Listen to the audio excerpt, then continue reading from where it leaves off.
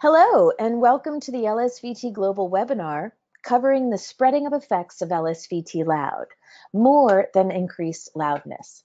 My name is Dr. Jessica Galgano, and my colleague co-presenting with me here today is Elizabeth Peterson, and we're excited to be here with you this afternoon. Next slide. In terms of disclosures, all of the LSVT Loud faculty have both financial and non-financial relationships with LSVT Global. Those non-financial relationships include a preference for the LSVT Loud program as a treatment technique, and financial relationships include the following. Ms. Peterson is an employee of and receives lecture honorarium and travel reimbursement from LSVT Global. And I receive lecture honorarium, consulting fees, and travel reimbursement from LSVT Global as well. Next slide. So I would like to briefly go over the plan for the webinar so you know what to expect. First, in terms of logistics, right now all of your listener microphones are automatically muted. And that's just to make sure that we don't have any background noise from the various environments where you might be joining us from. But if you do have any questions at any time throughout the webinar, there are a few ways to ask your question.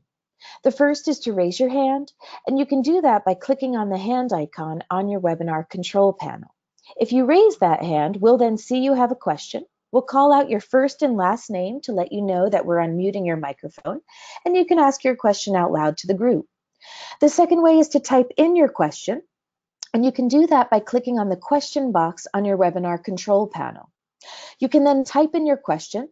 I'll see the text or Beth will. We'll read it out loud, and either Beth or myself will respond. And the third way you can ask a question is to just email us after the webinar. You could do this at any time. The email address is info@lsvtglobal.com, and the address is also listed on the final slide for your access. I also want to mention that we attach a handout to the webinar. So you should see that in your webinar control panel under the Handouts tab. If you click on the plus side next to the handouts, you'll see a link to that handout. And if you click on that, it'll open up in your website browser. And from there, you can either download and save it or print it for your reference.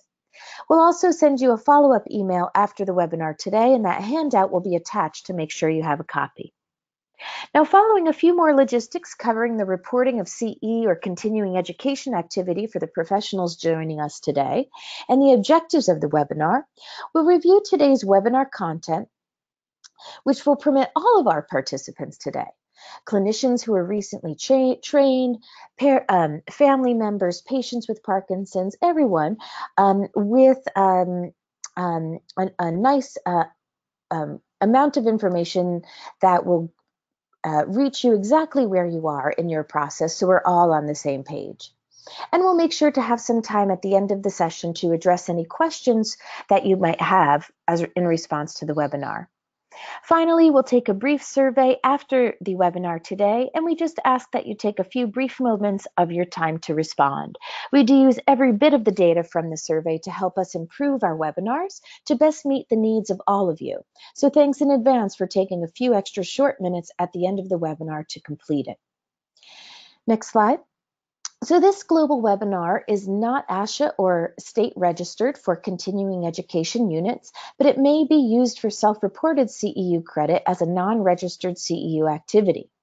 If you are a speech, physical, or occupational therapy professional and would like to self-report your activity, please email webinars@lsvtglobal.com to request a certificate after completion of the webinar, which will include your name, date, and duration of the webinar. Keep in mind licensing requirements for CEUs do differ by state, so check with your state licensing board to determine if your state accepts non-ASHA-registered CEU activities. And attendance for the full hour is required to earn a certificate. Next slide.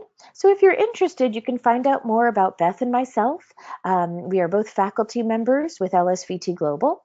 You can read more about us on our biographies listed here on this slide. But for now, let's go to the next slide and our first polling question. So we may have a couple of these throughout the webinar, and we really use them to assess your background or knowledge and provide you with a fun way to participate. So the poll will pop up on your screen, and we'll just give you a few moments to respond and choose your answer, and then we'll regroup to discuss. So we'd like to know, who are you?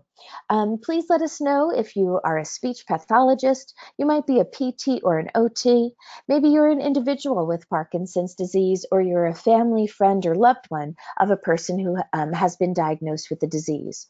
Or if you don't fit into any of those categories, you can click Other.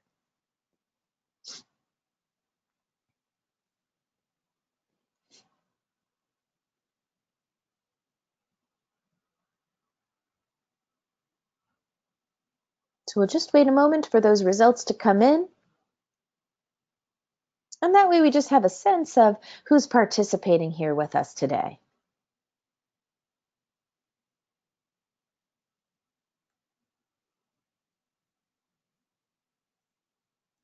Okay. Well, I don't see the results popping up on the webinar just yet. Oh, there they are. Oh, terrific. So we've got a big mix today. We have a number of speech pathologists. Welcome. For those of you who are certified, this might be a nice review. For those of you who are new to the program and just want to find out more, we hope this gives you a nice amount of information to get you interested in the LSVT LOUD program. To our PTs and OTs, welcome. We will only very briefly touch upon LSVT Big, but do give us a call or check with the website if you're interested in finding out more. To our people, our individuals with Parkinson's disease and our family and friends and loved ones, welcome. We do hope this arms you with education and information so you can make sure that you or your loved one gets what's been researched and proven to work for individuals with Parkinson's. So let's move on to the objectives of the presentation. Today, we're going to briefly review the background and development behind LSVT LOUD. We'll discuss the foundational efficacy research related to LSVT LOUD. We'll review the research demonstrating improvements not just in loudness, but in articulation, facial expression, swallowing, and neural functioning, brain functioning. And we'll explore the impact of LSVT LOUD on those important non-motor symptoms of Parkinson's disease that get in the way of generalizing treatment effects to day-to-day life. So next slide. There are up to 8 million people worldwide living with Parkinson's, and the prevalence of PD is unfortunately expected to double by 2040. So the need for effective treatments cannot be understated. Next slide. And the prevalence of voice disordered characteristics in PD is 89%. But eventually, all patients with PD will suffer from voice or speech disorders as that disease progresses. Now, many researchers following Dr. Parkinson's first report of these issues have reported on the primary perceptual characteristics of speech and voice disorder in people with Parkinson's. And these include things like a reduced vocal loudness or monoloudness, difficulty with getting louder or quieter, rough or hoarse vocal quality, maybe a harshness or a breathiness in the voice, monotone voice or pitch, and imprecise articulation. Next slide. But you might be asking yourselves, oh, well, does this reduction in volume really make a difference? And these data here say yes. What you see overall is that even people who are clinically asymptomatic for speech deficits report feelings of embarrassment, social stigma, and social isolation due to speech concerns. And consequently, people report being excluded from conversations, a loss of dignity, and feelings of misery. So again, yes, this speech problem absolutely does make a difference. And what time and research has showed us is that classic or traditional treatments alone don't consistently or significantly improve speech in PD. There is unfortunately no evidence of systematic improvement in dysarthria owing to dopamine replacement therapy and the neurosurgical interventions that are available. Though they can be beneficial for limb and motor improvements, they don't consistently or effectively improve speech in Parkinson's. Next slide. So voice and speech disorders in Parkinson's have historically been unresponsive to speech treatment as well. And back in 1987, when LSVT LOUD was just being developed and examined, there were a few patients with motor speech disorders who received treatment with well-documented efficacy, despite efforts to improve speech and voice. And what time and research has showed us is that I'm just noticing we're a little behind on the slides. So sorry, Beth. Yes, perfect. And so back in 1987, when LSVT LOUD was just being developed and examined, only a few patients with motor speech disorders received treatment with this well-documented efficacy, even though they were trying to improve speech and voice. So with this information, you can really clearly see why there was such a need for an efficacious speech treatment for people with Parkinson's. So let's talk a little bit about LSVT LOUD. Now, Dr. Lorraine Ramig and her research team have been working on the LSVT programs for over 25 years, from invention back in Scottsdale, Arizona, to scale up today. And once you have an understanding of the research supporting the very carefully designed and implemented program that LSVT LOUD is, you're going to see why it's important that the therapists providing the programs have a current certification to be able to provide it to patients in need.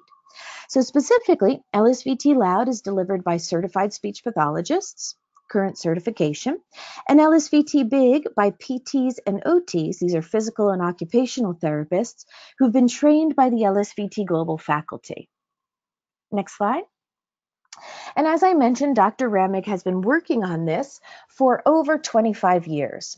And what you see here is that LSVT was funded by a series of grants from the National Institutes of Health, as well as the National Office of Education and a number of private organizations to establish a research foundation and treatment efficacy for the LSVT LOUD and LSVT BIG programs, and to understand the mechanisms associated with treatment-related changes so that they could continue to improve the therapy and create ways to scale up access to therapy so the treatment can be translated from the lab to people all over the world.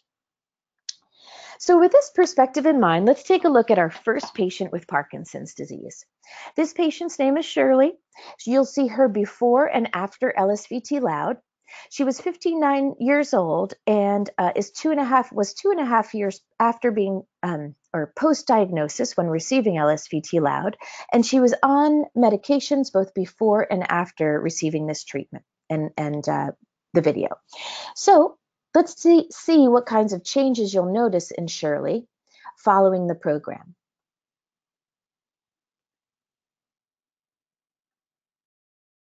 Have you noticed any changes in your speech or your voice that you would associate with Parkinson's? Yes, I don't speak loud enough a lot of times. Anything else? Hoarse. Anything else? I stutter, which I never did before. Do this for me if you would. Take a deep breath and say ah for as long as you can. Ah.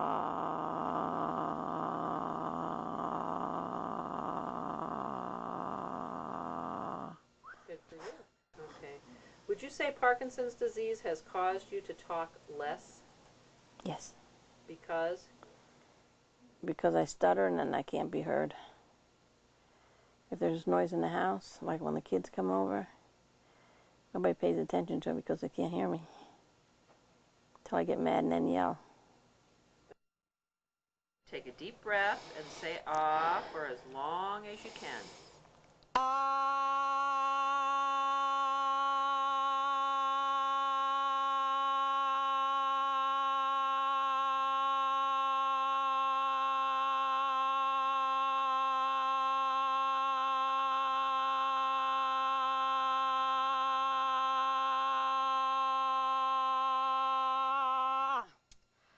Have you noticed changes in your speech or your voice as a result of the speech therapy? Oh, yes. What have you noticed? I talk louder. I think louder. I'm going to sing with the Sons of the Pioneers one of these days with my voice. Good for you. That's excellent.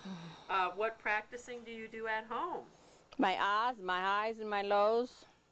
And I read out the mail out loud. Excellent. Do you feel like practicing helps? Oh, yes. Okay. Do you feel as though people can understand you all of the time now? Majority of the time. unless it's my husband, and he'll say, "What? I can't hear you." Good for you. But I think he does that just to be cute. I think he does too. Has anyone commented that it's easier to understand you now? Oh yes, I set some of our friends back when we went to their house and I talked loud. Lou says, "What the hell happened to you?" My daughter said, "Oh, Ma, that's you?" Isn't that good? Don't you feel wonderful? Oh yeah, because now she can't say, "I didn't understand what you said."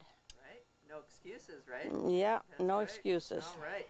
So what do you do when you want to be as easy to understand as possible? Think loud. Okay, great. So you likely noticed a number of different things in Shirley. There was a positive improvement in her volume, her voice quality was better, her articulation better and clearer, her face had more animation and expression. Overall, you likely saw an improvement also in her confidence, and that is a key element in what voice therapy can do for these patients. So I'll move forward and teach you a little bit more about LSVT Loud, but hold that vision of Shirley in your mind because that's the kind of outcome you can receive or you can help your patients receive for those of you who are therapists joining us today from participating in the LSVT Loud program. So I'll briefly talk with you about the LSVT LOUD concepts that incorporate principles of neuroplasticity and motor learning and are administered in an intensive manner to challenge the impaired system.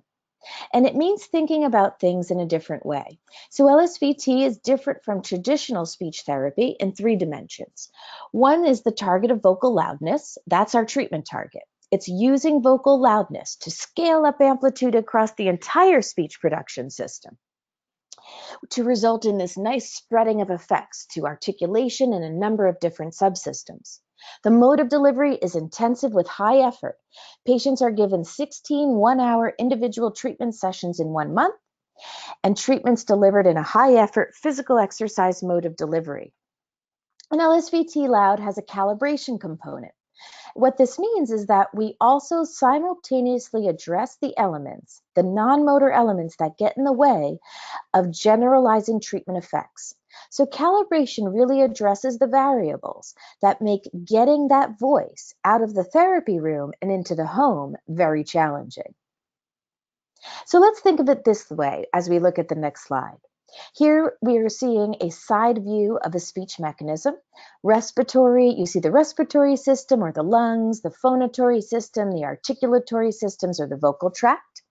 And you see a quiet signal coming out of that person's mouth. So when you are sitting there right now behind your computers, I want you to just say to yourself, "Good afternoon, Jessica," in a regular voice. So when you said that good afternoon to me, you likely didn't have to perform much differently than the figure here on the left that I just described. But now what I want you to do at the computer is say, "Good afternoon, Jessica," in a nice, loud voice. So without even thinking about it, when you increased your loudness, you automatically took a deeper breath in. Your vocal cords closed more. You opened your mouth more. Your tongue, your jaw, they moved more. They made more precise contacts, and out came louder, more intelligible speech. But the most important thing, that key element, is that you did it without even thinking about it. So think about how you can make changes in your speech production system, or therapists, how you can help people make changes in their speech production system with one simple cognitive target and cue. So instead of telling you to do all these different things, take a deep breath, open your mouth, slow down, over-articulate, be loud, and now go out and do all of these things when you talk to people in the world while you're thinking and moving at the same time, which we all know is way too much information to remember, you can use one simple target of increasing loudness to make coordinated changes across the entire speech production system. And that's a fundamental element of what we do in LSVT Loud. LSVT Loud and loudness is more than a laryngeal event. It results in normal, healthy loudness, a spreading of effects due to something called neural coupling. But keep in mind, however, for those of you who are new to the program, cueing increased vocal loudness does not in any way mean that you're teaching patients to talk loudly. We aren't having people walk around all over the world yelling and sounding overly loud. That's not what we're doing when we're training vocal loudness, healthy vocal loudness. Rather, we're training individuals to increase effort when speaking, to have a voice that's within normal limits. So loud is only what the patient feels. So now let's talk about the second important concept in LSVT LOUD, which involves an intensive, high-effort mode of delivery of treatment. We do this because intensity is what is needed to drive those neuroplastic changes at the level of the brain. In LSVT LOUD, we have two ways of thinking about intensity, as I mentioned. One is within a session, one's across sessions. Again, it's 4 hours a week for 4 weeks. Therapy is delivered 4 consecutive days in a row, 1 hour per session. There are daily homework exercises and daily exercise carryover exercises to help people establish a lifelong habit of continuous practice. And that's what's going to help make results last. So now let's move on to the final important concept within the LSVT LOUD program, which is calibration. So this involves with dealing with the issues that relate to helping someone generalize the new voice they can do in the therapy room out to real-world environments. And in LSVT LOUD, calibration addresses, in part, the significant sensory problem that people with Parkinson's have. This results in soft speech that people think is normal. They think it's within normal limits. But then when they get to normal loudness levels that require a lot more effort, they perceive that as being too loud. So they feel like they're walking around yelling. And that's part of this sensory issue or sensory disorder inherent in Parkinson's disease. It's the nature of the disease. Another problem addresses the problem of internal cueing. So research has shown that the physiological substrate for movement's present, but the ability to activate that movement in individuals with Parkinson's isn't consistent, and it gets worse as the disease progresses. So what it means is that if someone asks you to get louder and you have Parkinson's, you can, but it's usually that is in response to an external cue to get loud. Unless you learn how to internally cue them yourself, or as a therapist, unless you let people or teach people to internally cue themselves to be able to independently use normal loudness on his or her own outside of the therapy room, we haven't really learned it. Next slide. So the overarching goal of all these exercises used in LSVT LOUD is a normally loud voice that results in clearer speech to be able to function easily and independently in all of the communication contexts, such as with family at home, friends at a restaurant, and talking on the phone.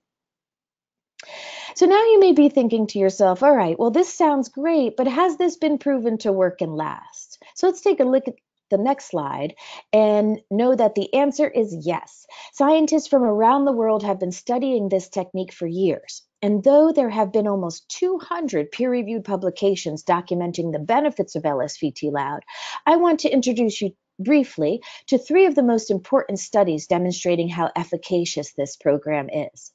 These data here were the first randomized controlled trial we have for LSVT LOUD. They were published in 2001, and they've been deemed the first level 1 medical evidence we have in the field of speech pathology for a behavioral speech treatment for people with Parkinson's. In that trial, people with PD who received LSVT LOUD were statistically significantly louder for 2 years after only 1 month of therapy than the people who received a breathing treatment were, an intensive breathing treatment. They were also statistically significantly louder 2 years after just 1 month of therapy than what they were before therapy. And these are 2 criteria to support a therapy as having level 1 medical evidence. So moving on to the second study in the next slide, what was seen across these 3 groups of individuals is that those subjects who received LSVT LOUD were statistically significantly louder, as evidenced by an increase of loudness that's measured in decibels of sound pressure level, from before therapy to after therapy to a 6-month follow-up. And in comparison, individuals with Parkinson's who received no therapy had no change over time, and those that were healthy with no treatment were also stable over time. So that second study supported level 1 medical evidence that LSVT LOUD can work and last in individuals with Parkinson's disease. So these data from the early RCTs, the randomized controlled trials, really form foundational evidence for the value of intensive therapy in Parkinson's. And researchers now use this evidence for their current work, which is designed to integrate advances in knowledge of the biological basis of exercise in Parkinson's, in treatment science and behavioral treatment fidelity. So it really should emphasize to you the importance of following evidence-based guidelines and making sure that your therapy is implemented in a well-designed, standardized treatment protocol. So finally, let's talk about the most recent and third RCT, which was published just in 2018, and it was designed to advance our knowledge of the effects of voice and speech treatment in Parkinson's by implementing what are considered to be very high-level consort guidelines in the evaluation of well-defined treatment protocols with two different targets. One was LSVT LOUD, that's our respiratory laryngeal treatment. One was LSVT ARTIC, which involved training of orofacial and articulatory system structures, and both of those programs were delivered in an identical intensive mode. Next slide. So in an RCT, you need to have a single primary outcome variable, and in this one, loudness of decibels of sound pressure level at a particular mouth-to-mic distance was used during a 1-minute monologue. And the secondary outcome variables included those assessed in what's called the SETI-M, and it was the Modified Communicative Effectiveness Index. So here are some data from that trial. You essentially see that during this 1-minute monologue, you see before therapy, after therapy, and a 7-month time point. Subjects who completed LSVT LOUD are shown in the solid line. Those who completed the articulation protocol are in the dotted line or the dashed line, and subjects who were untreated can be seen in that very small dotted line, which is the bottom one. And you can see that subjects, these data show that both treatment groups significantly increased from pre to post, but only LSVT LOUD maintained it at the later time point during the production of the 1-minute monologue, and as well as with the SETI-M tool, which looks at how difficult it is for somebody to talk. So again, only LSVT LOUD maintained that statistically significant change at the 7-month time point. So what we've observed in terms of the spreading of effects on the next slide is summarized there. We have established level 1 evidence of clinical efficacy, and we've seen the impact of loudness on the entire speech system, resulting in a cross-system effect, showing treatment-related changes in all of these areas: respiratory kinematics, articulatory acoustics, perception and facial expression, aerodynamics and swallowing, brain function, EMG or muscle activity, and vocal cord adduction or closure, which is usually one of the underlying reasons why people with Parkinson's have voice difficulties. At least that's one of the motor origins. And on that note, I'm going to pass the webinar and the lecture back over to Beth, and she can speak with us more about the improvements we see in vocal fold closure and movement for improved voicing. Okay, great. Thank you, Dr. Galgano, for that really nice summary of the research and development behind LSVT LOUD. The second half of the presentation will kind of shift and focus on more of that spread of effects that Dr. Galgano had mentioned, and we'll go more in depth into the research that's been shown into those other areas that improve as a result of this treatment focused on targeting vocal loudness. So the first section we'll look at is improvement in vocal fold adduction. And one of the key variables in loudness change is vocal fold closure. So we know that individuals with Parkinson's often have vocal folds that do not close completely, but one of the outcomes of LSVT LOUD has been an improvement in that vocal fold closure. So on the slide here, you see a drawing of vocal folds. So at the top is a patient with Parkinson's before LSVT LOUD, and it shows a lack of vocal fold closure and a reduced medial edge. So you can see that the vocal folds are not coming together, and also that it's, I guess, kind of more pointy instead of having that nice edge that you see below. The vocal fold example at the bottom shows an improvement in vocal fold closure and then also that medial edge. So that combined effect of treatment is that improved loudness and overall voice quality. So there's a couple research studies that you see on the slide here that document those improvements in vocal fold adduction. And next we'll take a look at a video of an individual. You'll see actual vocal folds of someone with Parkinson's before and after LSVT LOUD. And so you can see an example of what that kind of that diagram I just showed you, what that looks like in the actual larynx and what these vocal folds might look like. So I'm going to go ahead and pull up that video. And again, you'll see before LSVT LOUD and then also after LSVT LOUD. And I'll do a description of that video once it's done playing.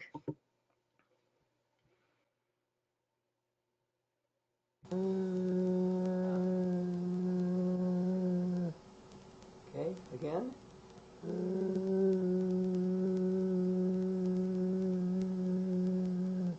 Good, now try a loud one.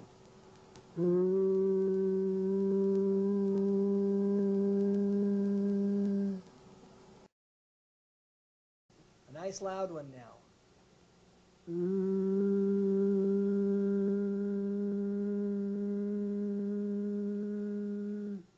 Good, again.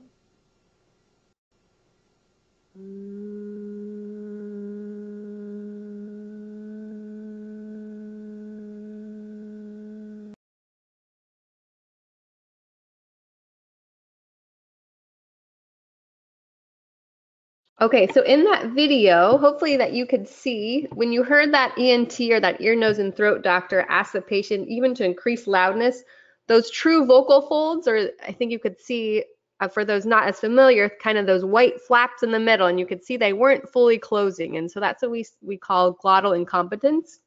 So they were never fully closed at midline. After LSVT LOUD, you can see some nice improvement in that glottal closure. There was no evidence of hyperfunction either. So those vocal folds were not overlapping on each other. There was just a nice increase in that vocal fold closure. So there's no longer that gap. So these are some examples of the data that are summarized in that Smith paper that was on the previous slide. And that's a pretty clear example of why vocal loudness training and improving that adduction in Parkinson's does make sense in terms of improving that vocal loudness and overall vocal quality. So a question we get a lot from both clinicians and individuals with Parkinson's and family members is whether or not LSVT LOUD can improve swallowing. So because there's so many improvements in that laryngeal mechanism that have been reported after LSVT LOUD, Drs. Logeman and Ramig wanted to find out if LSVT LOUD really could improve swallowing. So studies were initiated in the 90s to start to look into this. And so there's a study listed on your slide here with some of that research that I'll go over in the next couple slides. So first, this slide just kind of shows you some of the rationale as to why intensive voice treatment or LSVT LOUD may lead to improvements in swallowing. So the exercises, as Jessica mentioned, are all done in a high effort manner. It's intensive, it's focused on vocal loudness. So we're really training that vocal fold adduction. And increasing that true vocal fold adduction, like you saw in the video previously, does involve several muscles that also may improve adduction for airway safety. So it may translate over to the swallowing side because that improved adduction can also relate again to that improved airway safety. Some of the other exercises we do in LSVT LOUD are high and low ahs, so something like ah. So using that healthy vocal loudness and going higher in pitch and then also lower, so ah. So when we're doing those high and low exercises, we're increasing the pitch range and overall laryngeal elevation. And that laryngeal elevation is something that's also needed for a healthy swallow, so that it can improve that airway protection. You could even try at home if you try to high and put your hand on your throat. Ah, you can feel your larynx or your voice box, you can feel it move up. So the larynx is elevating. The same thing happens. You can try a swallow. If you put your hand on your throat and do a swallow, you can feel that elevation. So again, that shows you the rationale for why these exercises may also improve swallowing because of the muscles that are involved.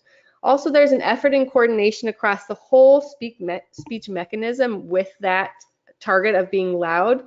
both respiratory, also laryngeal, vocal tract, articulatory. So all those mechanisms are involved, and that effort and coordination is improving across all of those mechanisms. And so those may also improve overall effort and coordination for the process of swallowing, as well, and result in increase in swallowing frequency. So again, if you look at the left side of the slide, these are some of the things that are done in the LSVT LOUD program and the muscles that are involved, and you can see how they can translate potentially to an impact on swallowing. So this kind of breaks down, again, the rationale for why swallowing may improve as a result of LSVT LOUD, and then we'll get into a little bit of this research. So the research that's been done is looking more at the oral and pharyngeal phase of swallowing, and this is a peer-reviewed publication that's reported changes in oral transit time with a range of bolus sizes and consistencies. And so what we're looking at here in pink, we see before LSVT LOUD, and then the yellow or tan is after LSVT LOUD. And oral transit time is the time that it takes to move the bolus, so either that liquid or solid, from the front of the mouth to the back of the mouth to prepare for the swallow. And so a reduction in that time is an improvement because the person is then being more efficient with the swallow. So we can see across these different consistencies and bolus sizes, after LSVT LOUD, we are seeing an improvement in that oral transit time. Another area that was looked at is the approximate oral residue percentage, and that is what would be left over in the oral cavity after a swallow. And so again, a decrease in that percentage would be an improvement, again showing a more efficient swallow, more is being safely swallowed. So we can see, again, pink is the before LSVT LOUD and the tan is after LSVT LOUD. So with this one, we can also see some nice improvements across these different sizes and consistencies post LSVT LOUD. So indicating that there may be some improvement in that oral phase of swallowing post LSVT LOUD. Then there was more recently a study that was done in 2017, and this was looking at it was a pilot study that looked at the effect of LSVT LOUD on the pharyngeal phase of swallowing parameters and also reflexive cough strength. So there were 20 participants who received LSVT LOUD who had complaints of voice deterioration. And so they received the treatment. They looked at swallow studies for these patients at pre-treatment, so baseline, immediately after treatment, and then also 6 months after LSVT LOUD. So in terms of behavioral results from the treatment was effective. So they're seeing increases in maximum phonation time, average reading SPL, or the vocal loudness when reading, average conversational SPL, again, the vocal loudness when conversing. So after LSVT LOUD, and we're maintained out to that 6 month mark for that maximum phonation time and the reading, vocal loudness. So there are also some select measures of swallowing and cough that improved across these subjects and were maintained out to that 6 month mark. So there is some caution and some considerations that are included in this study as well. That there was not a control group to compare this group to. The patients in this study were more mild in terms of their swallowing severity, and that pre-treatment, so their swallowing was still considered to be within normal limits. So with this study and also the other studies, we still would maintain that LSVT LOUD should never be a replacement for direct swallowing treatment. So if you are someone with Parkinson's and you do have issues with swallowing, then you should certainly get treatment directly related to swallowing and have that directly addressed, as opposed to thinking LSVT LOUD will also kind of solve or cure those swallowing impairments. And the same thing as a clinician, we always tell clinicians that if swallowing is a concern, then that does need to be addressed separately from LSVT LOUD. Now, with that being said, we have this research, and we do have clinical reports of patients and clinicians saying that they do see some improvements with swallowing. But again, whenever we present this information, we always have kind of that big caution at the end that if you do have issues with swallowing or see someone with issues with swallowing, that needs to be addressed separate from LSVT LOUD, because there's just not enough evidence yet to show that LSVT LOUD will help with these other elements of swallowing. So I hope that gives you some information on swallowing and why the treatment may help with swallowing, as well as some of the research that's been done so far looking into that. So another area for a spread of effects that we've looked into is articulatory precision. And so Sapir is the lead author on a study. This was done in 2007. And what he was doing was looking at the vowel space, which can translate into articulatory precision or overall articulation. So what we can see here is on the very top, we see a plot of what would be considered a classic vowel triangle. And this is looking at formant frequency 1 and 2 across the vowel sounds E, oo, and ah. And the top plot shows you a healthy, untreated control group. So these are individuals without Parkinson's over the span of 1 month's time. And so you can see, so pre is, so the pre is in, let me just make sure it got blocked here. The pre is in white and the pink is in blue. And so we can see with this healthy control group, there's not really any change over the course of that 1 month. So the next graph below are patients with Parkinson's who were untreated. And so the first thing you notice is a smaller triangle than those individuals above that don't have Parkinson's. And that's consistent with the phenomenon of centralization of vowel space that's observed in individuals with neurological disorders. So you also see with this one that pre to post across that month, there's virtually no change in that vowel space. So they stayed smaller across that month of time without receiving any treatment. Now the bottom plot we see here, this is a group of individuals with Parkinson's that did go through LSVT LOUD, and we see the white is pre and the pink is post. And so we see that after LSVT LOUD, there is a documentation of expansion of that vowel space in this group of patients who were receiving treatment that was only focused on vocal loudness, but we see that support that impact can still have on not only vocal loudness, but also more of a spreading of effects into the vocal tract and articulation for this vowel space. So that's one measure that's been used and documented to show some improvements in, again, articulatory precision there. So another area that's been looked into is facial expression. So LSVT LOUD's been shown to have a positive impact on facial expression. As you may be aware, individuals with Parkinson's may have a reduced affect in their facial expression as well as vocal expression, particularly around the eyebrows and the forehead. So some individuals with Parkinson's may look somewhat similar to the lady in this image here, really showing that more reduced affect and then just, again, reduced overall facial expression. So the study that was conducted was led by Dumer in 2011, and it used Ekman's facial action coding system to look at 44 individuals with Parkinson's and 11 age-matched healthy controls, so individuals without Parkinson's. And in this study, they found that the variability of facial movement significantly increased from before to after treatment for the LSVT LOUD group only. So we can see the first bars are for a treatment focused on articulation. The second bars are for LSVT LOUD, and so we see that improvement again. So green would be pre and red is post. The individuals with out Parkinson's, we can see that there was no change in improvement after that 1 month period.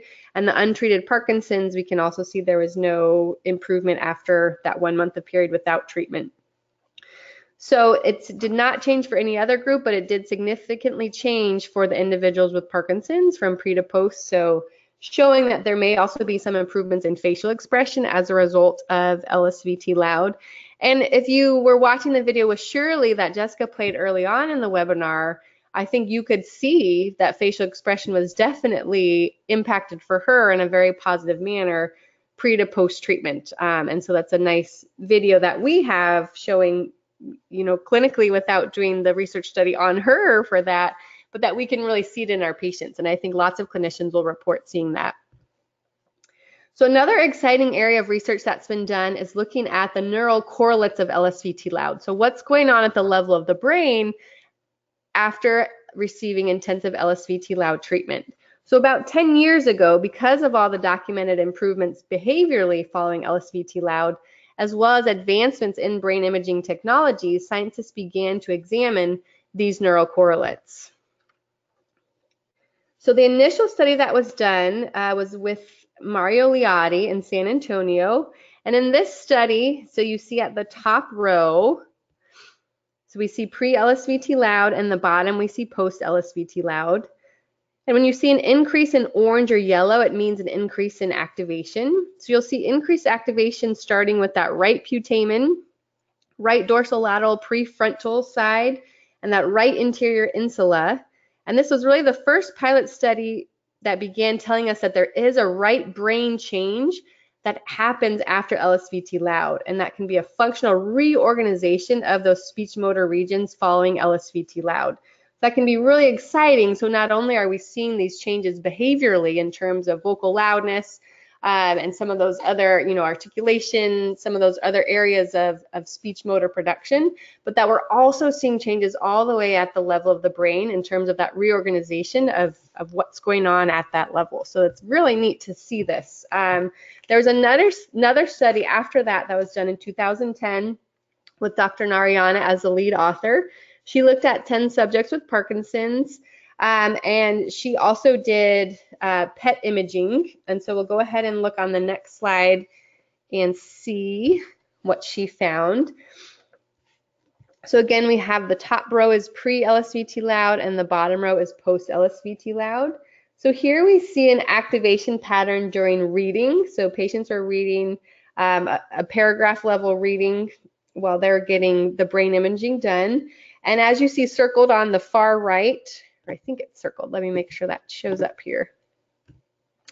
So on the far right, as you see it circled, that's the main change that was observed pre to post treatment was increased right M1 mouth activation, as well as right superior temporal gyrus activation. So again, we're seeing that right-sided shift that matches that Liotti study that we showed you on the previous slide.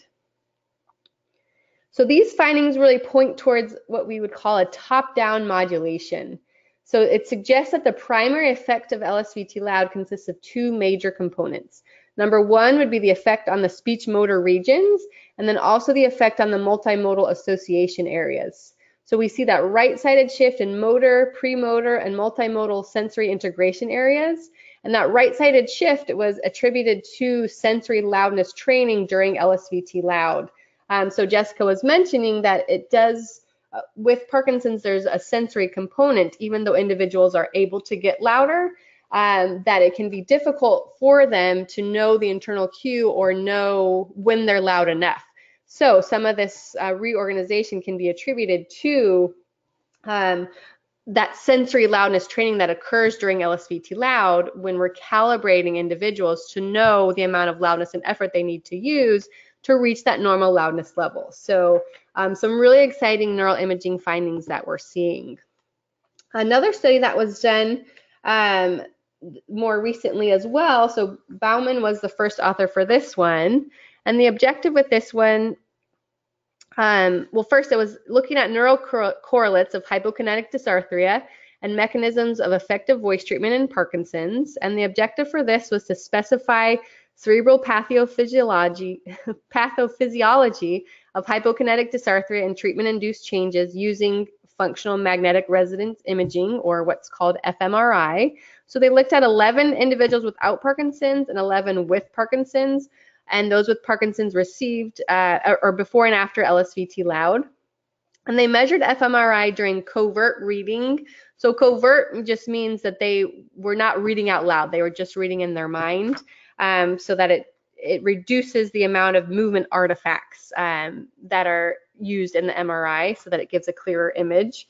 And so they were looking at conditions of both normal and high intensity. So normal would be conversation in a quiet room, and high would be shouting on a windy beach. And so those treated LSVT effects on intelligibility, and different speech features were presented, so that intensity, pitch, and articulation. So first we'll just look at the behavioral outcomes. So did the treatment work in terms of the voice or the speech changing? And so in this study, they also looked at vowel triangles, which I explained a little bit earlier can be a measure of articulation. And so with this, we see in green, we see pre-treatment, and post we see red post is the red, and that's post-treatment, and then the black we see the healthy controls. And so we see, again, kind of that classic, the green triangle. So with Parkinson's, before treatment is smaller than those healthy controls. And then a really nice expansion of that valve space post-treatment. So that closely matches the findings by the Sapir study that were done earlier also, showing that the behavioral treatment worked in terms of we are seeing that improvement into the areas of articulation. So they're showing that yes, behaviorally we saw improvements, but what about changes at the level of the brain from that fMRI imaging? So with this one, we see in the top row, we see an activation pattern of high intensity or louder covert reading in the control and the individuals with Parkinson's. And the B, or the bottom row here, we see an LSVT loud induced signal increased in the right temporal area and the right supramarginal gyrus during normal intensity. So what that means is that LSVT loud led to a partial transfer of that cortical activation pattern for high intensity that you see in the top row into normal speech post-treatment. So the conclusion and kind of that takeaway from that study is that hypokinetic dysarthria in people with Parkinson's may be due to a dysfunction of the mesial frontostriatal neuronal networks. And then that increased intensity of that covert reading did appear to rely on right-sided networks, which are engaged in prosodic elements of speech that include things like louder speech. So effective LSVT loud may be explained by that increased recruitment of these right-sided networks for that high-intensity speech during normal speech levels, such as regular conversation. And it's really exciting because these are consistent with the studies we just showed you, those previous PET studies that show that right-sided shift to areas of the brain that are more important for these suprasegmental features of speech. So that right temporal activation may be related to that increased self-monitoring and feedback regulation. So individuals are now recognizing more the amount of effort and loudness on their own that they need to produce in order to have that voice that's within normal limits. So this is more neural evidence for why the treatment works. So it's a very exciting area of development that's been done with LSVT loud. So the last section of this webinar that we want to focus on are making sure that we address some of the non-motor symptoms that can accompany Parkinson's. And we actually have a full webinar just dedicated to non-motor symptoms that we would invite you to view on demand. And you can look at that if you go to lsvtglobal.com and click on blog. And then if you click on webinars, you'll be able to access our whole webinar library. And so if you are interested in these non-motor symptoms and going more in depth into them, I encourage you to look at that non-motor webinar that was done, I think it was done last year. And so I just want to address these because yes, we see a spread of effect into these other areas, both at the level of the brain and then also the spread of effects in the speech mechanism. But if you don't address the non-motor symptoms during treatment, then the treatment effects, you're just not going to get the same outcome and you won't get an outcome that lasts over time. So it's important that during treatment we address as clinicians these other non-motor symptoms that can get in the way of a good quality of life and in kind of improving after treatment. So really the takeaway from this slide is that there are some non-motor symptoms that can certainly affect individuals with Parkinson's, and there's a few here listed on the slide. And so we need to make sure we include both sensory and subtle cognitive changes when we're considering and planning for our interventions. So things like loss of higher cognitive functions or sensory and emotional changes. And we want to think about how can we address these during treatment to make sure that we can have success during treatment.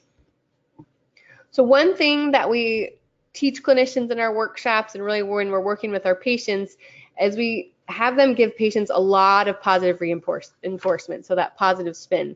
So you might hear a client say these exercises are a lot of work, but instead of telling them, oh, okay, let's take a little break, we're going to give that positive reinforcement, that motivation that they can keep going. So yes, these are a lot of work, but this is what will help you communicate and give you more confidence when you're talking. So you have important things to say, we want to keep you active. So clinicians should be very energetic when they're participating with patients. This is really an important role of arousing that system in motor learning. We also make sure that we include salient and engaging tasks during treatment. So we make sure that these are tasks that are meaningful to individuals. This can help enhance that motivation that may be lacking due to some of those non-motor symptoms. So we might incorporate tasks related to family or work or hobbies. And we also link the program and these functional goals that are personalized and salient to each patient. So we want to make sure that patients don't just have these nice loud ahs, but that what we're working on in treatment is going to translate into their daily living with family or work or in their hobbies. So these hobbies and passions we really use to incorporate to help patients achieve that self-realization, that improved communication, and that function in their engagement in daily activities, so that they have that confidence that they can still continue to do these activities that they loved before the diagnosis, that they know that they can still participate in them. We also help patients regain self-efficacy, or help a patient feel more in control. So we have a couple cycles here, and this is on the left, we see the pre-treatment cycle.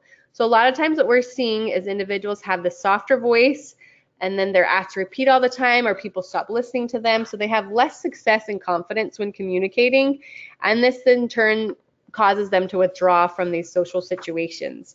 But what we want to happen, and what we help with throughout the course of treatment, is helping patients achieve this louder voice through these intensive and salient exercises, which allows them to have more success in communication situations, less withdrawal, and then they become this confident communicator and are more engaged participant in life. And then they keep going in this cycle of positivity, and have that self-efficacy, that they know they're in control of their voice and speech, and that others can hear and understand them when they use this new way of speaking. We have a nice quote from a clinician that we received, and she said, "I do believe that as patients begin to see positive results from therapy and hear positive comments from others, their confidence increases, which impacts their ability to cope with anxiety, depression, apathy, etc. better." So it's a nice summary of things that we've been talking about in terms of the treatment still must address these other non-motor symptoms, and they oftentimes will result in things that she's mentioning because of that increased confidence and positive experience with communication situations after treatment. So that was a nice quote that we received from her that we wanted to share here today. But the observations that really warm our hearts and really keep us going in treating patients and training clinicians worldwide is that major life impact it can have. So these are quotes from patients that we received. "My voice is alive again. I can talk to my grandchildren. I feel like my old self. I'm confident I can communicate." So they report these major life impacts, and when you see and hear these comments from people and you measure all that research data that's been measured, and you really get this fundamental sense that you're on the right track when you hear this type of thing from your patients. So this is the type of stuff that we really love, and again, really warms our hearts. So just to summarize what we've covered here today, so in the beginning, Jessica really talked about that critical need for effective speech treatment in our field for individuals with Parkinson's, and she talked about the development of LSVT LOUD and how it's the first speech treatment with level 1 evidence and established efficacy for treating voice and speech disorders in people with Parkinson's. And then the second half focused on how even though LSVT LOUD is focused on vocal loudness as the treatment target, research has documented changes across the entire speech motor production system. So a nice spread of effects that we see from that focus on loudness. And then the last section we talked about was really to maximize the impact of treatment. It's also important for clinicians to address those non-motor symptoms that can interfere with overall quality of life, so that together we have this nice package of addressing the whole individuals with Parkinson's, not only on the motor symptoms, but also on those non-motor symptoms, so that we really get this nice treatment outcome that can last over time. So we hope you've enjoyed our webinar here today. If you do have any questions, we can stay on for a few minutes and address those questions. You can type in your question in the question box on your webinar control panel. You can also raise your hand if you have a question. If you raise your hand, I will just call out your first and last name to let you know I'm unmuting your microphone. And then you can ask your question out loud. If you think of a question after the webinar, or if you have to leave right away, you can certainly email us after, and that email address is info@lsvtglobal.com. So certainly feel free to email us later as well. And if you do, so we again will stay on for a few minutes to take questions, but if you do need to sign off, we're at the hour mark of our webinar, so we've finished the content portion of this. You can sign off and still be able to receive a certificate. So if you just click X on your webinar screen, the webinar will exit. The survey will pop up. If you do have a few minutes to take the survey, we do appreciate those responses. They help us plan and improve our webinars as we move forward. And then we hope to see you on a future webinar. So I see a hand raised, so let me just see whose hand that was. Oh, okay. So Marianne Weber, I'm going to unmute your microphone.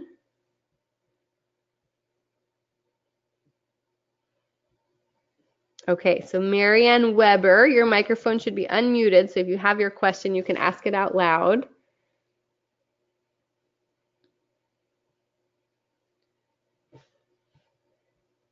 Okay, and I haven't been able to hear you, so if you want, you can click on the question box on your control panel and type in your question. So that way, if you do have a question, we can make sure that that's addressed during the presentation. Okay, so we had another question that came in.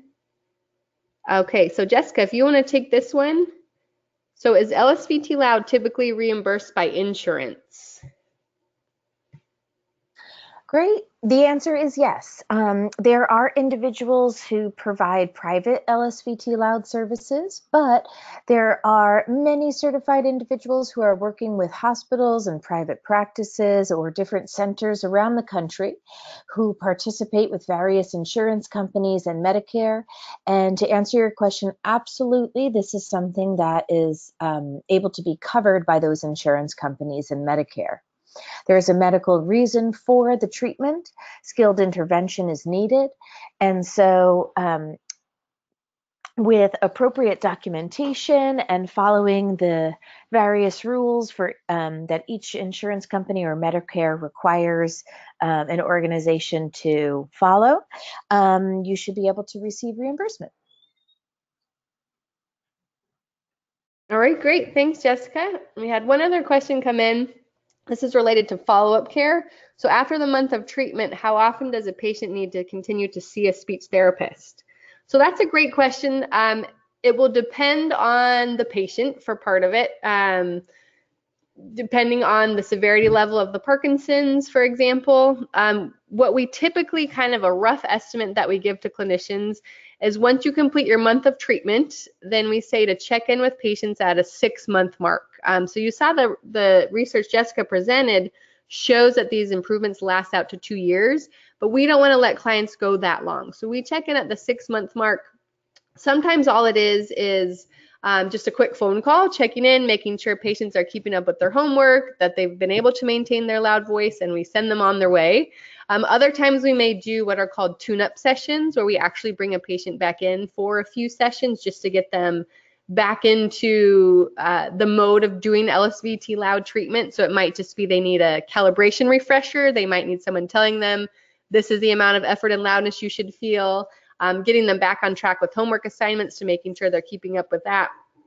So again, that 6-month mark is typically how often we say to check in with clients, or you can check in with your speech therapist. And for patients who are more severe, we recommend checking in earlier. So with more advanced Parkinson's or atypical Parkinson's, or maybe individuals who have had DBS, we recommend that clinicians check in with them at closer to the 2 or 3 month mark to see if they need to be brought in again for any tune-up sessions or just some motivation over the phone to get them back into some good homework practicing habits. So that would be kind of a general guideline that we give clinicians, but again, it will be very case by case in terms of your individual diagnosis and your progression, and then also your response to the treatment. Okay, so we had another question come in. Okay, oh, so this was Marianne. So good. Okay, so when and where will LSVT LOUD be offered in Southern California? So if you're asking about a training course in terms of us training clinicians, we don't have one planned at the moment for this year in Southern California. So if you're interested in becoming certified, you could take the course online, and you can take that at any time. It's the same certification as a live one. So it's 12 hours to complete the course. You get the same materials, again, same certification, same amount of CEUs, but it's just done online at your own pace. Or if you go to our website and click on, so it's LSVT Global, and then you click on Get LSVT LOUD Certified, and then it will show you a list of locations that we have planned for 2019. But if I'm thinking correctly, I don't recall seeing Southern California location on the list of live workshops this year.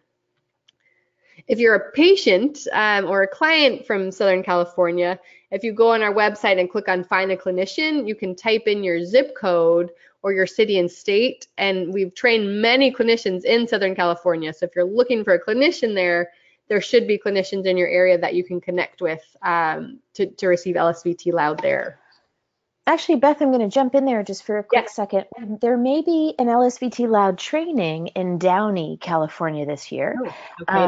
And that is in Southern California, though. You know, I know Southern California is extremely large, and so it may not be local to that particular person, but that should be sometime in the late spring, I believe. So do take a look at the website as Beth suggested to get that, to find out more about that. But Marianne, if you do have specific questions about services in Southern California, I do quite a bit of work there, and you can email LSVT Global and I can answer some of your more specific questions individual to your particular location and needs quite easily. So contact info at LSVT Global and have them connect you with me, and I'm happy to help. All right, thank you, Jessica. So I think that wraps up the webinar here today. I don't see any other questions that came through, but again, we're happy to address questions that come up later. So feel free to email us, info@lsvtglobal.com, check out our website, and we're happy to get back to you. We'll have another webinar next month with client experiences with LSVT LOUD and LSVT Big, where you'll get to hear some experiences from individuals who have gone through the treatment protocols. So if you're able to attend that one, we encourage you to attend on March 20th. If you're unable to attend any of these live webinars, they're also all recorded, and so you have access to them on demand on our website. So you can access them at any time that way if you can't attend the live version. So this webinar and all our previous and future webinars are recorded, and they're included in that on-demand webinar library. So a big thank you to Dr. Galgano for being with us here today, and thank you to all the participants for listening in. We really appreciate you being here. And again, we hope to see you on a future webinar. So thank you.